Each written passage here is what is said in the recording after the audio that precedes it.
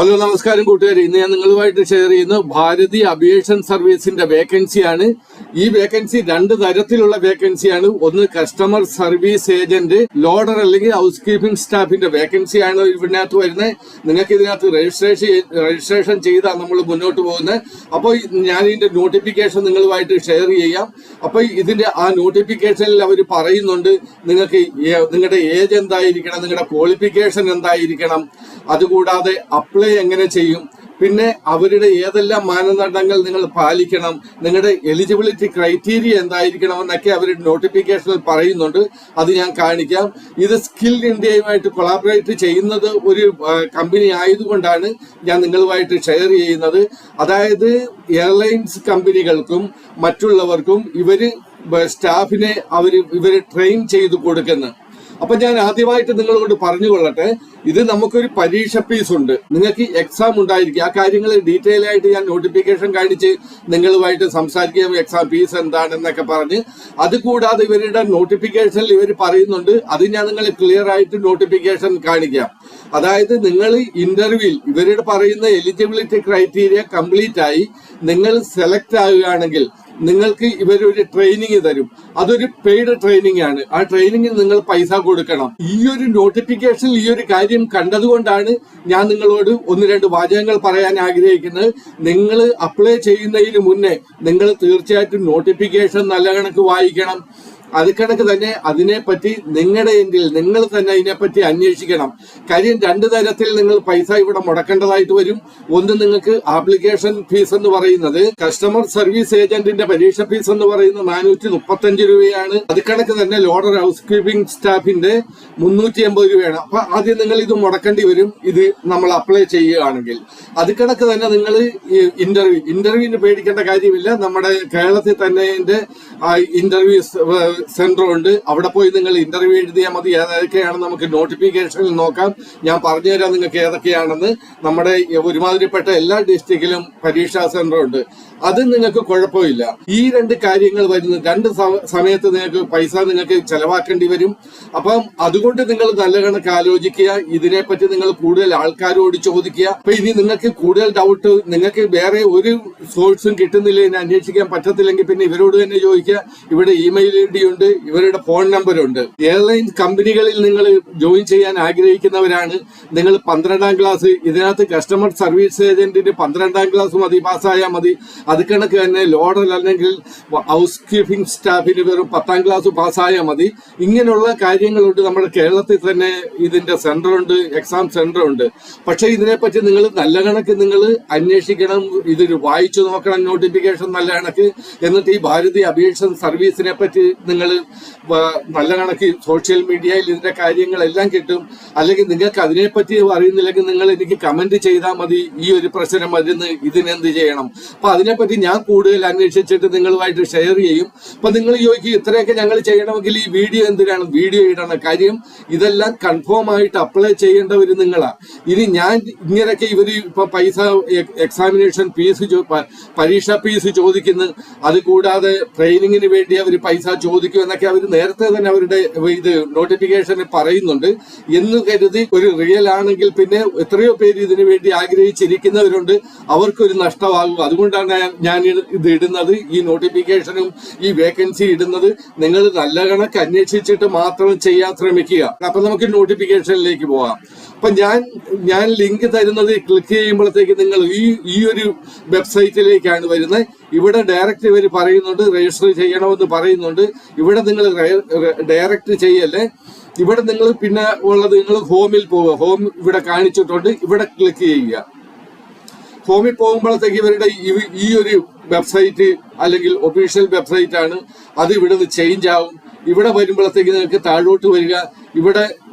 ഇവിടെ നോട്ടീസ് കാണിച്ചിട്ടുണ്ട്, how to apply, എങ്ങനെ അപ്ലൈ ചെയ്യേണ്ടത് കാണിച്ചിട്ടുണ്ട്.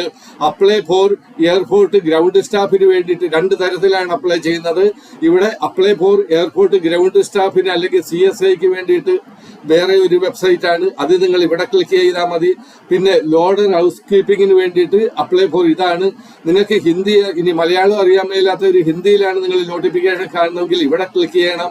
ഇവിടെ നിങ്ങൾ ഡൗൺലോഡ് നോട്ടിഫിക്കേഷൻ ഇൻ ഇംഗ്ലീഷ് എന്നുള്ള ഇവിടെ ക്ലിക്ക് ചെയ്യണം. അപ്പൊ നിങ്ങൾക്ക് അത് ഇവിടെ കാണാൻ പറ്റും. ഇവിടെ ബാക്കിയുള്ള ഹോമുണ്ട്, ഇവരെ പറ്റി പറയുന്നുണ്ട്, ഇവരുടെ സർവീസ് എന്താണെന്ന് പറയുന്നുണ്ട്, കാരിയർ എയർപോർട്ടിനെ പറ്റി പറയുന്നുണ്ട്, വിഷൻ ആൻഡ് വാല്യൂ പറയുന്നുണ്ട്, ബാക്കി എല്ലാ കാര്യങ്ങളും ഇവിടെ ഉണ്ട്.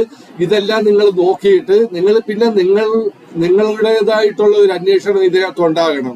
ഇപ്പൊ ഇവിടെ പറയുന്നുണ്ട് Bharati aviation service is a certified organisation lead by team of seasoned professional with over 40 years. 40 വർഷമായിട്ട് ഇവര് ഈ കാര്യങ്ങൾ ചെയ്യുന്നുണ്ട്. അതുകൊണ്ട് നമുക്ക് ഏറ്റവും ഉപേക്ഷിച്ച് കളയാൻ പറ്റത്തില്ല. ഇവര് ഫ്രോഡാണ് അല്ലെങ്കിൽ പൈസ വാങ്ങിച്ചിട്ട് നമ്മളെ കളിപ്പിക്കുമെന്നൊക്കെ അത്രയ്ക്ക് അങ്ങ് നമുക്ക് വിശ്വസിക്കാൻ പറ്റത്തില്ല. അതുകൊണ്ട് നിങ്ങളുടെ എൻഡിൽ നിങ്ങൾ തന്നെ അന്വേഷിക്കുക. നിങ്ങൾ കൺഫേം ചെയ്തിട്ട് മാത്രം നിങ്ങൾ അപ്ലൈ ചെയ്യേണ്ട. ഹെൽപ്പ് ലൈനും ബാക്കിയുള്ള കാര്യങ്ങൾ കൊടുത്തിട്ടുണ്ട്. ആദ്യം നമുക്ക് ഇതിന്റെ നോട്ടിഫിക്കേഷനിലേക്ക് പോവാം.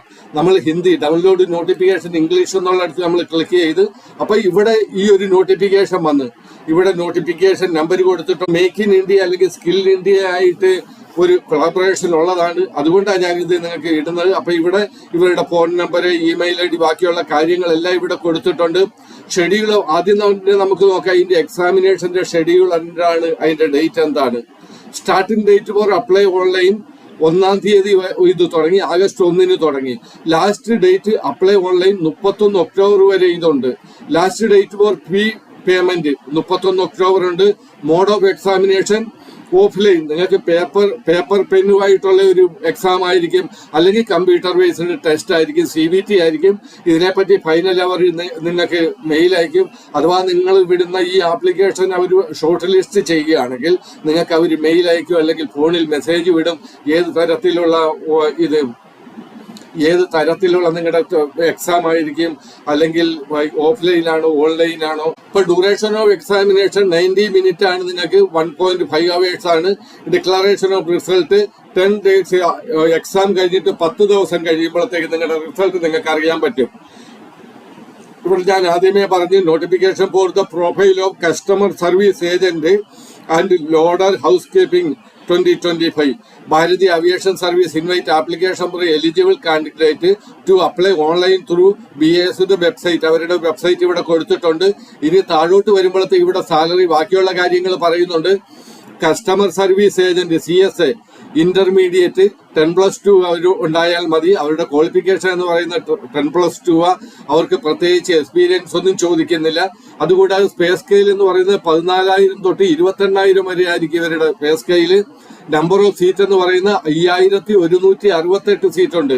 ഇവിടെ പറഞ്ഞിട്ടുണ്ട് 5000. ഈ ഒരു കസ്റ്റമർ സർവീസ് ഏജന്റ് തന്നെ 5,168 വേക്കൻസി ഉണ്ട്, സീറ്റ് ഉണ്ട്. അത് കണക്ക് തന്നെ ലോഡർ ഹൗസ് കീപ്പിംഗ്, ഇതിന് ഹൈസ്കൂൾ 10ാം ക്ലാസ് മതി.